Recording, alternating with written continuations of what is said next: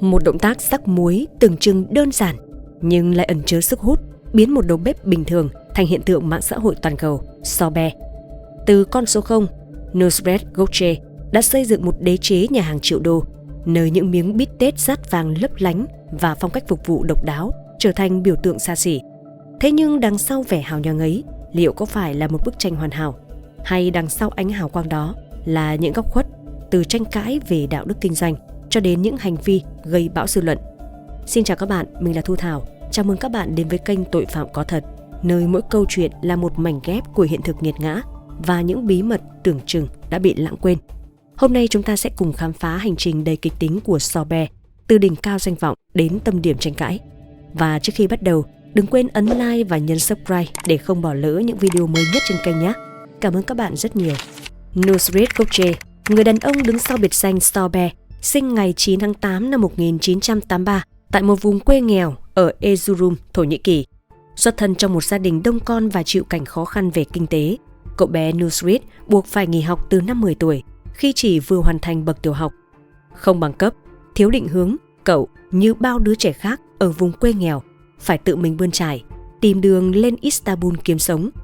Tại thành phố lớn, Nusret may mắn được một người đồ tể nhận vào làm việc và truyền cho những kỹ năng đầu tiên về nghề thịt. Trong những năm tháng tuổi trẻ, anh gắn bó với công việc của một người bán thịt. Thế nhưng sâu bên trong chàng trai trẻ ấy là một ngọn lửa đam mê cháy bỏng, một khát khao vượt lên số phận. Nusret không muốn cả đời chỉ quanh quẩn bên những tảng thịt. Anh mơ ước trở thành một đầu bếp thực thụ, sở hữu nhà hàng của riêng mình. Để biến ước mơ thành hiện thực, Nusret đã trải qua những năm tháng lao động cực nhọc. Ngoài công việc chính, anh còn nhận rửa bát thuê, làm đủ mọi công việc chân tay nặng nhọc. Thậm chí để học hỏi kinh nghiệm từ những đầu bếp giỏi, Nusret sẵn sàng làm không công tại các nhà hàng cao cấp. Năm 2010, ở tuổi 27, sau bao nỗ lực, Nusret cuối cùng đã khai trương nhà hàng bít tết Nusret đầu tiên tại khu phố Etiler Samut của Istanbul. Khởi đầu khiêm tốn với chỉ 8 bàn ăn và 10 nhân viên. Ít ai ngờ rằng đây chính là nền móng đầu tiên cho một đế chế ẩm thực sau này. Bước ngoặt lớn nhất trong sự nghiệp của Nusret đến vào ngày 7 tháng 1 năm 2017. Một video dài vỏn vẹn 36 giây với tựa đề Ottoman Steak được đăng tải trên Instagram cá nhân của anh. Trong video, Nusret thể hiện kỹ năng cắt thịt điêu luyện và đặc biệt là động tác rắc muối đầy uyển chuyển, độc đáo. Một cử chỉ sau này đã trở thành thương hiệu Sorbet. Chỉ trong khoảnh khắc, cộng đồng mạng phát sốt với hành động tưởng chừng đơn giản ấy. Trong vòng 48 giờ, video thu hút hơn 2,4 triệu lượt xem và con số này tiếp tục tăng chóng mặt, chạm ngưỡng hơn 16 triệu lượt xem cho đến nay. Từ một video lan truyền, Sorbet trở thành hiện tượng toàn cầu. Hiện tại, Nusret Gautier đã sở hữu chuỗi 22 nhà hàng Nusret trải dài từ Ả Rập Xê Út, UAE đến Miami của Mỹ. Danh sách khách hàng của anh cũng vô cùng ấn tượng, bao gồm những ngôi sao đình đám như Drake, DJ Khaled, Odell Beckham, Diddy, thậm chí cả tài tử Leonardo DiCaprio. Bên cạnh hào quang của sự nổi tiếng và khối tài sản khổng lồ, đế chế của ông hoàng rắc muối Nusret Gautier phải đối mặt với hàng loạt cáo buộc liên quan đến cách hành xử trong kinh doanh và chế độ đãi ngộ tệ bạc đối với nhân viên. Tính đến nay, đã có ít nhất 7 vụ kiện liên quan đến chuỗi nhà hàng Nusret tại 2 thành phố lớn. Qua các cuộc phỏng vấn với 9 cựu nhân viên từ 6 chi nhánh khác nhau, bức chân dung về một Nusret Gautier rất khác, xa rời vẻ hào nhoáng trước công chúng dần được hé lộ. Anh ta được mô tả như một bạo chúa ám ảnh với sự xa hoa và phô trương, sẵn sàng đạp lên lợi ích của nhân viên để đạt được mục đích cá nhân. Không chỉ bị cáo buộc ăn chặn tiền lương và vi phạm luật lao động, môi trường làm việc tại Nusret còn bị tố cáo tràn ngập sự phân biệt và bất công.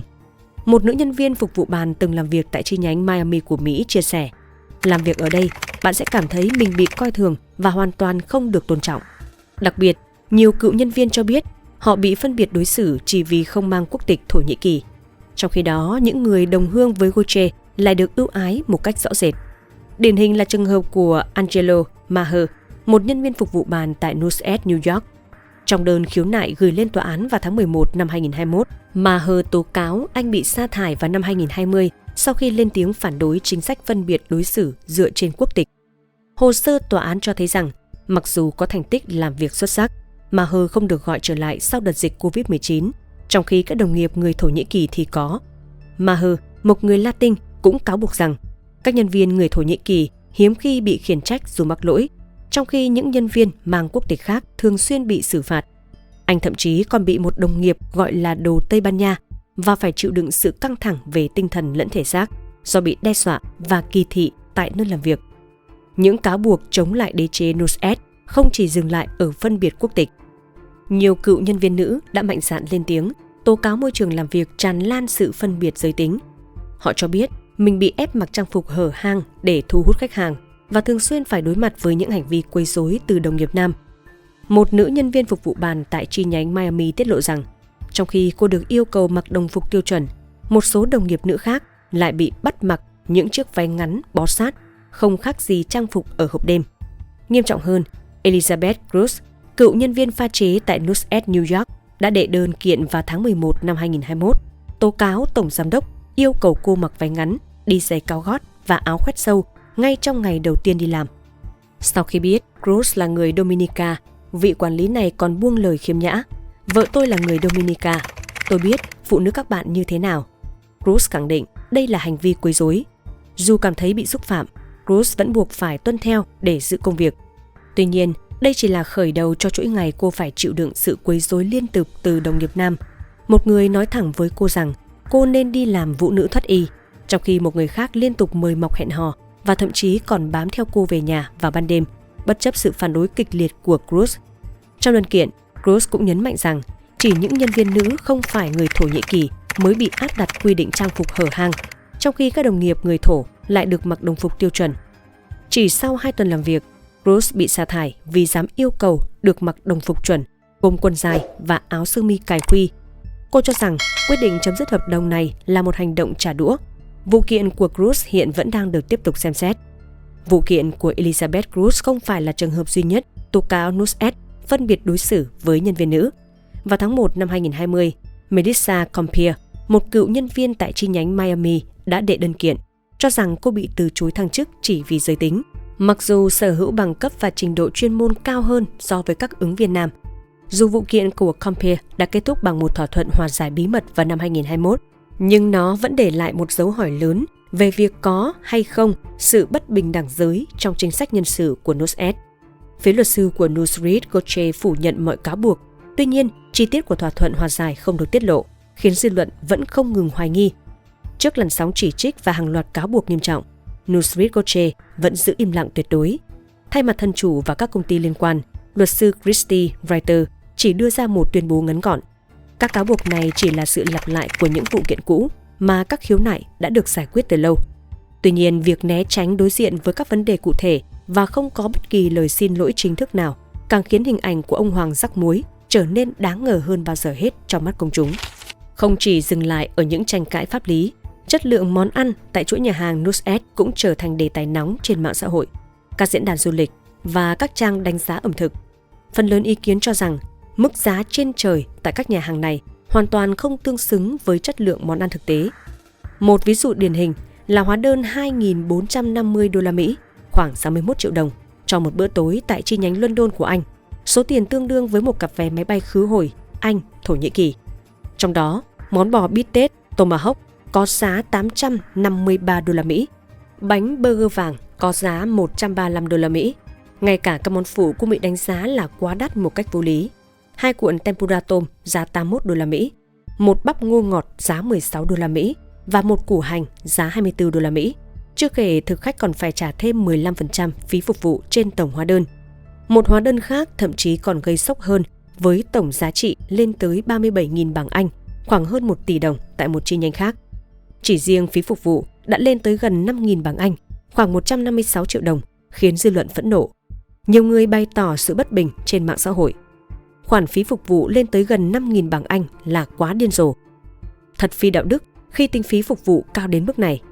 Một lon Red Bull ở đây có giá 11 bảng Anh, trong khi cửa hàng tạp hóa gần nhà chỉ bán với giá 1 bảng.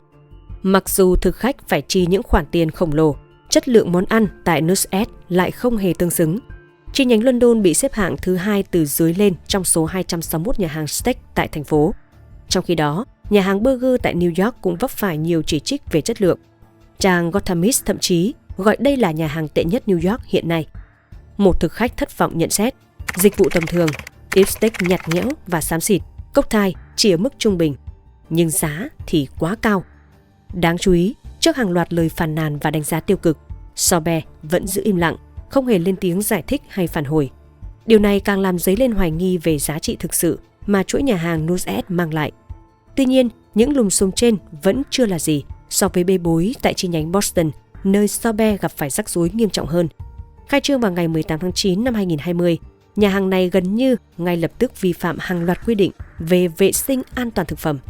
Theo báo cáo của thanh tra thành phố, Nusret Boston đã phớt lờ các hướng dẫn an toàn COVID-19, cho phép đám đông tụ tập mà không giữ khoảng cách, chặn hai lối thoát hiểm và hoạt động mà không có giấy phép đầy đủ. Thậm chí, ngay cả các thiết bị quan trọng trong nhà bếp cũng không đạt tiêu chuẩn vệ sinh. Máy rửa bát không đủ nóng để diệt khuẩn, trong khi tủ lạnh lại quá lạnh, không đảm bảo nhiệt độ bảo quản thực phẩm an toàn. Chỉ sau vài ngày hoạt động, Nusret Boston đã bị thanh tra thành phố buộc phải đóng cửa. Có vẻ như những rắc rối pháp lý và vi phạm vệ sinh an toàn thực phẩm chỉ là một phần nhỏ trong chuỗi vấn đề mà Sorbet phải đối mặt. Hình ảnh cá nhân của anh ta cũng bị ảnh hưởng nghiêm trọng bởi lối sống phô trương và những phát ngôn gây tranh cãi trên mạng xã hội. Việc Sorbet liên tục đăng tải hình ảnh khoe cơ bắp, phô diễn sự giàu có trên Instagram đã tạo ra một làn sóng phản ứng dữ dội, khiến nhiều người cho rằng anh ta quá tự mãn và ám ảnh với chính mình. Trong một cuộc phỏng vấn với The Times, anh ta tuyên bố: "Bây giờ ai muốn trở thành người bán thịt vì tôi? Trẻ em muốn trở thành Sorbet. Chúng coi tôi như một thần tượng. Tôi là nguồn cảm hứng cho rất nhiều người chỉ trong một thời gian ngắn." Phát ngôn này ngay lập tức vấp phải làn sóng chỉ trích gay gắt trên mạng xã hội. Một người bình luận: "Tôi chưa bao giờ thấy ai đó từ một meme GIF được yêu thích trở thành người bị ghét bỏ nhanh như Sorbet. Chẳng phải anh ta bị đánh giá quá cao đến mức gần như là một trò bịp bợm sao?" Không chỉ tự mãn về danh tiếng, Sorbet còn liên tục khoe khoang sự giàu có. Anh ta từng đăng tải một hóa đơn 615.065 dirham, khoảng 4,26 tỷ đồng, từ nhà hàng của mình ở Ả Rập Xê Út cho bữa ăn của 14 khách, tức mỗi người phải trả khoảng 305 triệu đồng. Bài đăng kèm theo chú thích: "Chất lượng không bao giờ là đắt đỏ." Hành động này bị truyền thông quốc tế chỉ trích là sự tự cao tự đại và điên rồ. Ngay cả tờ Daily Mail cũng không ngần ngại gọi đây là màn khoe khoang vô nghĩa. Bài đăng về hóa đơn xa xỉ này không chỉ gây chú ý mà còn châm ngòi cho một làn sóng phẫn nộ trên mạng xã hội. Với hơn 597.000 lượt thích và 26.500 bình luận, phần lớn đều bày tỏ sự bất bình trước sự phô trương của ông Hoàng Rắc Muối. Số tiền đó có thể giúp cả một ngôi làng thoát khỏi cảnh chết đói, thật kinh khủng. Một khoản tiền phi lý cho một bữa ăn, và anh ta lại còn tự hào về điều đó. 98 triệu người đang sống dưới mức nghèo khổ, vô gia cư, còn anh ta thì đăng mấy thứ này lên. Tôi sẽ bỏ theo dõi anh ta ngay bây giờ. Nhưng những tranh cãi về giá cả và thái độ kiêu ngạo vẫn chưa phải là điều tồi tệ nhất. Sorbet tiếp tục tự đẩy mình vào một cơn bão dư luận mới, lần này liên quan đến mối quan hệ với chính mẹ ruột của anh ta. Mọi chuyện bắt đầu khi Sorbet đăng tải một bức ảnh chụp cùng mẹ mình, kèm theo dòng trạng thái thú nhận rằng đã 2 năm anh không gặp bà. Ngay lập tức, mạng xã hội bùng nổ tranh cãi. Nhiều tờ báo giật tít đầu bếp Thổ Nhĩ Kỳ Sorbet gặp mẹ sau 2 năm, bị chỉ trích vì không chăm sóc bà. Sự phẫn nộ của công chúng xuất phát từ sự đối lập quá lớn giữa lối sống xa hoa, vung tiền không tiếc tay của Sorbet với hình ảnh ngôi nhà đơn sơ mà mẹ anh đang sống. Một người theo dõi bình luận đầy chua xót: "Anh có hàng chục triệu đô, vậy tại sao mẹ anh vẫn sống trong một ngôi nhà khiêm tốn như thế này? Thật đáng xấu hổ, hãy làm gì đó cho bà ấy đi." Sự việc này như giọt nước tràn ly, khiến hình ảnh của Sorbet tổn hại nghiêm trọng hơn bao giờ hết. Anh ta bị chỉ trích là vô tâm, bất hiếu, mải mê khoe khoang sự giàu có mà quên đi cội nguồn. Hành động gây tranh cãi nhất của Sorbet có lẽ là màn xuất hiện đầy phản cảm tại trận chung kết World Cup 2022. Sau chiến thắng lịch sử của Argentina trước Pháp, anh ta đường hoàng bước vào sân như thể mình là một thành viên của đội tuyển, cố gắng chụp ảnh selfie với Messi, giật cúp vàng từ tay một đứa trẻ, thậm chí còn cắn vào huy chương của một cầu thủ. Hành động này ngay lập tức vấp phải làn sóng chỉ trích dữ dội từ cộng đồng mạng và giới truyền thông. Một tờ báo bình luận: "Sorbet đã quá khao khát những bức ảnh selfie đến mức khiến cả Argentina phẫn nộ." Sự việc nghiêm trọng đến mức Chủ tịch FIFA Gianni Infantino đã bỏ theo dõi Sorbet trên Instagram và yêu cầu mở cuộc điều tra về việc tại sao anh ta lại được phép vào sân. Ngay sau đó, FIFA đưa ra tuyên bố chính thức. Sau khi xem xét, FIFA đã xác định cách các cá nhân có được quyền truy cập trái phép vào sân sau lễ bế mạc tại sân vận động Lusail vào ngày 18 tháng 12. Hành động nội bộ thích hợp sẽ được thực hiện. Giữa tâm bão chỉ trích, Sorbe chọn cách im lặng. Mãi đến 1 tháng sau, trong cuộc phỏng vấn với The Times, anh ta mới lên tiếng: "Tôi sẽ không bao giờ bước lên sân World Cup nữa." Sorbe giải thích về sự hiện diện của mình tại trận đấu: "Tôi yêu Argentina, tôi đã sống ở đó, tôi đến để ủng hộ họ. Nhiều người trong đội từng đến nhà hàng của tôi, vì vậy tôi không cảm thấy mình là người xa lạ." Anh ta cũng biện minh cho hành động của mình: "Đó là một khoảnh khắc đặc biệt, có ít nhất 1.000 người khác trên sân, nhưng khi họ chiếu video, họ lại làm như chỉ có một mình tôi. Tôi không bao giờ muốn làm lu mờ bất cứ điều gì. Tôi không thích sự chú ý. Tôi không đá ai, không ăn cắp gì cả." Tuy nhiên, những lời biện hộ này không đủ để cứu vãn danh tiếng đang lao dốc của Sorbe. Sự cố tại World Cup dường như đã giáng một đòn mạnh vào đế chế kinh doanh của anh ta. Chỉ 2 tuần trước cuộc phỏng vấn với The Times, Sorbe đã phải đóng cửa Sorbe Burger, nhà hàng nổi tiếng với món sữa lắc rát vàng $99 và burger bọc vàng $100, nằm trên đường Park Avenue South 220 New York. Không chỉ vậy, tình hình kinh doanh tại các chi nhánh khác cũng không mấy khả quan. Nhà hàng Bites Nusret ở Hy Lạp từng có 600 lượt đặt bàn một ngày, nay chỉ còn 200 lượt một ngày, một sự sụt giảm đáng báo động.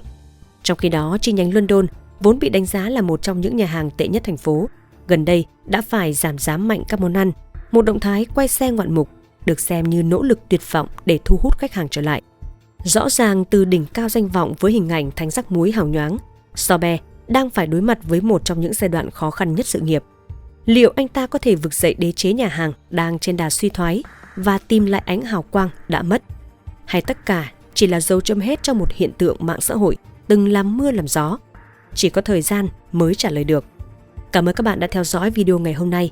Nếu thấy nội dung này hữu ích và thú vị, hãy nhấn like, chia sẻ và đăng ký kênh Tội Phạm Có Thật để không bỏ lỡ những video mới nhất. Xin chào và hẹn gặp lại trong các video tiếp theo.